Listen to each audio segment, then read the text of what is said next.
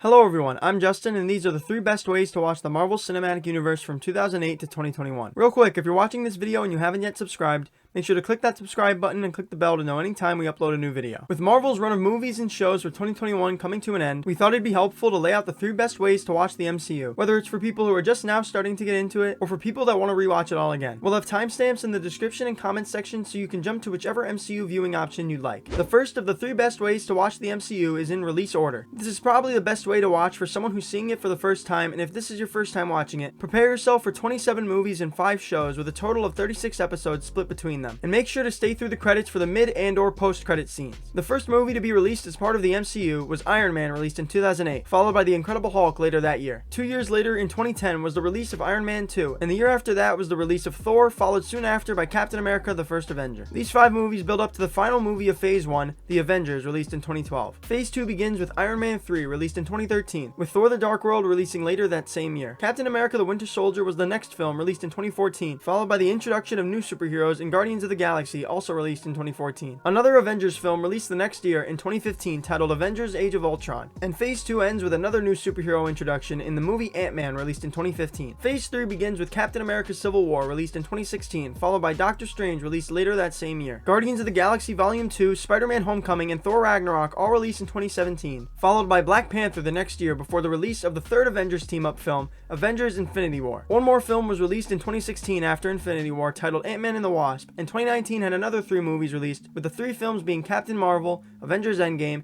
and the final film of Phase 3, Spider-Man: Far From Home. Phase 4 doesn't begin until 2021 with their first show, WandaVision Season 1 release. This is then followed by The Falcon and the Winter Soldier Season 1 and Loki Season 1 before the MCU's return to cinemas with the Black Widow film. What If Season 1 is the next MCU release, followed by 3 more films titled Shang-Chi and the Legend of the Ten Rings, Eternals, and Spider-Man: No Way Home, with the final MCU release of 2021 being Hawkeye Season 1. The next of the 3 best ways to watch the MCU is in chronological order. I don't suggest watching in this order if it's your first time viewing, but you definitely could if you leave out a few mid and post-credit scenes. To start, we have Captain America: The First Avenger, with its events taking place during the 1940s. Next is Captain Marvel, with its events taking place in the 1990s, although you'll need to skip past the mid-credit scene, but I'll come back to that in a bit. Following that, we have Iron Man, Iron Man 2, The Incredible Hulk, and Thor, with their events taking place from 2008 to 2011. And this leads up to the Avengers, taking place in 2012. Next, we have Thor: The Dark World and Iron Man 3, taking place not too long after the first Avengers film. Then followed by Captain America: The Winter Soldier, Guardians of the Galaxy, and Guardians of the Galaxy Volume 2, all taking place in 2014. In 2015, the events of Avengers: Age of Ultron and Ant-Man take place, followed by Captain America: Civil War in 2016. Spider-Man: Homecoming, Black Panther, Black Widow, without the post-credit scene that I'll come back to in a bit, Doctor Strange, and Thor: Ragnarok all take place from 2016 to 2017, followed by Ant-Man and the Wasp without its mid and post-credit scenes, and Avengers: Infinity War in 2018. After watching Infinity War, you can watch the Ant-Man and the Wasp mid and post-credit scenes, as well as the Captain Marvel mid-credit scene. And after that, we have the events of Avengers: Endgame taking place in 2023. After Endgame would be Loki Season 1 and What If Season 1,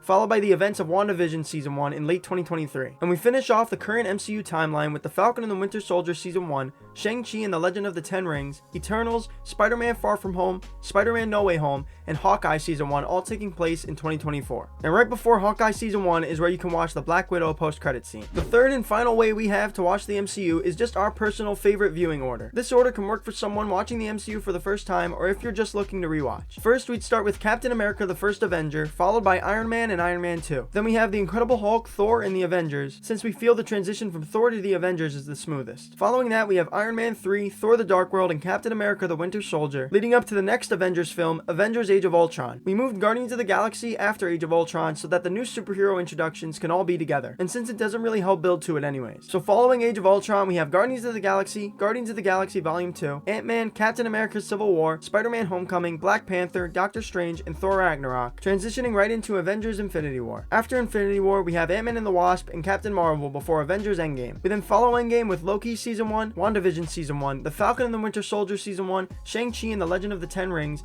and Eternals, before Spider-Man: Far From Home, since we like the transition straight from Far From Home into Spider-Man: No Way Home. And to end it off, we have Black Widow followed by Hawkeye Season 1, since we think it transitions nicely into one another, and then What If Season 1 after that. But those are our 3 best ways to watch the MCU. Let us know your favorite way to watch in the comments below, and if you enjoyed the video, don't forget to leave a like and subscribe to the channel. We'll make another one of these at the end of 2022, so be on the lookout for that, as well as more Marvel related videos in the future. Thank you all so much for watching, and I'll talk to you again soon.